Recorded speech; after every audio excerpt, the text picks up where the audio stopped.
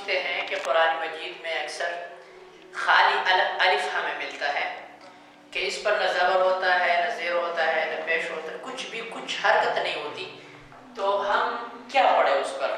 مثلا قرآن مجید میں آتا ہے الذین یؤمنون بالغیب الف لام میم ذلک الکتاب لا ریب فیہ ھدی للمتقین. تو متقین پر تو آیت ختم ہو گئی ہے، ابھی ہم آگے کیسے پڑھیں؟ الذین پڑھیں گے، الذین پڑھیں گے، الذین پڑھیں گے، کیا پڑھیں گے؟ تو اس یہاں پر بہت سارے حضرات غلطی کر بیٹھتے ہیں اور بہت سارے بعض حضرات نے کچھ قواعد بیان کی، وہ قواعد بھی ٹھیک نہیں ہیں.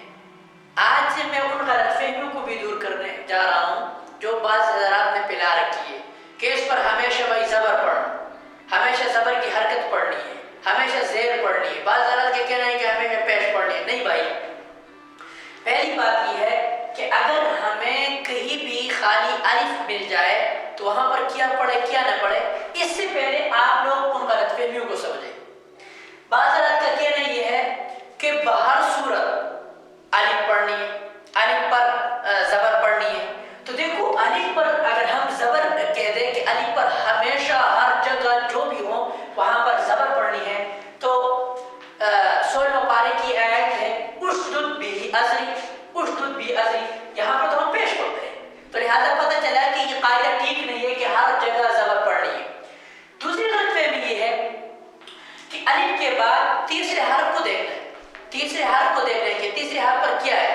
اگر زبر ہے تو زبر پڑھنی ہے، اگر زیر ہے تو زیر پڑھنی ہے، اگر زیر نہیں پیش ہے تو پیش پڑھنی ہے. یہ بھی ٹھیک نہیں ہے. کیوں؟ ہم دیکھتے ہیں کہ یہ ایک آیت ہے، الفاظ ہیں، حروف ہے ہمارے پاس. اجتباہ ربہ، فاجتباہ پڑھتے ہیں اجتباہ ربہ. تو اجتباہ میں یہاں تو زیر پڑھتے ہیں، یہاں تو کسر پڑھتے ہیں.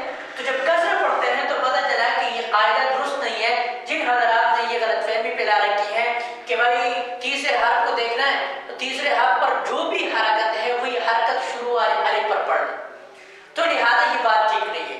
ابھی میں آپ حضرات کے سامنے کچھ صرف 3 قواعد رکھوں گا، ان قواعد کو سمجھیے اور خدا را قرآن کو صحیح پڑھنا شروع کر دیں. اگر آج تک تم لوگوں نے غلطی کی ہے نا، اس غلطی سے توبہ کر کے آئندہ صحیح قرآن پڑھنا شروع کر دیں.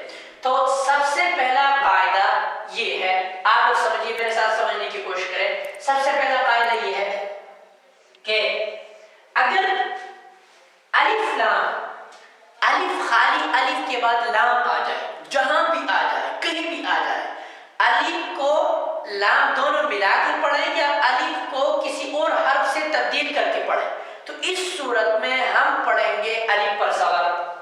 مثلا ہم کہتے ہیں الذین،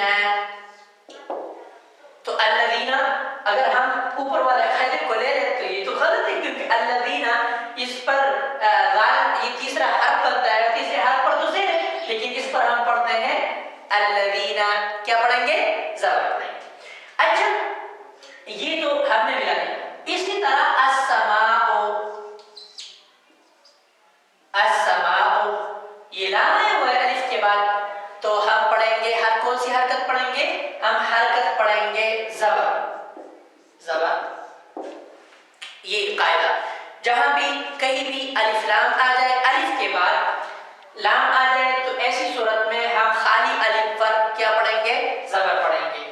دوسرا قاعدہ سن لیجئے، وہ دوسرا قاعدہ یہ ہے کہ ہم تیسرے حرف کو دیکھیں گے کہ تیسرے حرف پہ کیا ہے. اگر تیسرے حرف پہ پیش ہے تو ہم شروع والے خالی الف پر کیا پڑھیں گے؟ پیش پڑھیں گے. مثلا یہ قرآن کی ایک آیت ہے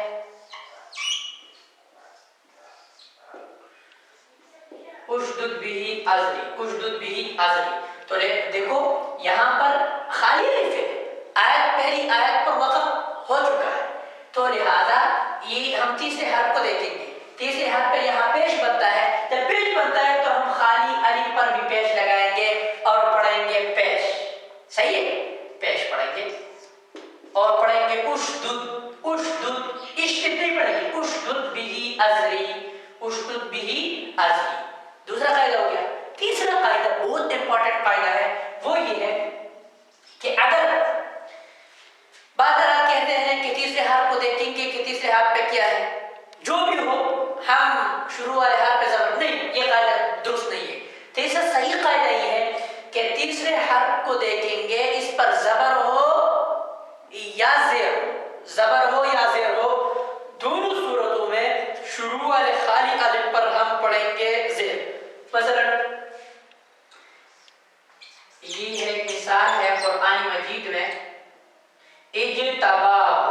इज्तबाहु, तो ता पर ज़बर है, तो लिहाजा हमने यहाँ पढ़ा खाली अलिफ पर कसरा यानी ज़ेर पढ़ा।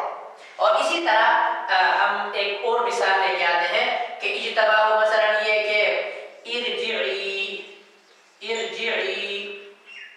इरजिई, तो देखो तीसरे हरफ में देखो यहाँ ता है, ता और इस पर ज़बर है, तो फिर हमने ज़ेर पढ़ा। यहाँ पर ज़ेर है, तो हमने यहाँ पर शुरू वाले अलिफ खाली अलिफ पर हमने लगा दिया ज़ेर, तो हमने यहाँ भी हरकत ज़ेर की पढ़ी है और यहाँ भी हरकत ज़ेर की पढ़ी है। अगर जी यहाँ ज़बर है यहाँ ज़ेर है, तो आप हज़रात इस गलती में नहीं रहना कि जहाँ भी कहीं भी बस खाली अलिफ आ जाए इस पर ज़बर हमेशा ही पढ़ना है। ज़बर नहीं पढ़नी, हमेशा ज़ेर नहीं पढ़नी, हमेशा पेश नहीं पढ़नी, बल्कि अगर अलिफ के बाद लाम आ जाए तो वहाँ पर ज़बर पढ़ेंगे हमेशा, और जहाँ पर अलिफ के बाद लाम ना हो, कोई और हर्फ हो, तो ऐसी सूरत में तीसरे हर्फ को देखेंगे। अगर वहाँ पर पेश है तो शुरू वाले खाली अलिफ पर पेश पढ़ेंगे, और इसी तरह अगर तीसरे हर्फ पे ज़बर या ज़ेर है, दोनों ज़बर है या ज़ेर है, तो दोनों सूरतों में खाली अलिफ पर पढ़ेंगे ज़ेर। उम्मीद है आप हज़रात जो आज तक गलती कर रहे थे उसी को समझ गए होंगे। आइंदा भी इसी तरह वीडियो अगर आपको चाहिए, मालूमाती वीडियो, तो हमारे साथ रहिए और इंशाअल्लाह ताला कुरान हदीस को समझने की कोशिश करें। अल्लाह हम सबको कुरान और सुन्नत को समझ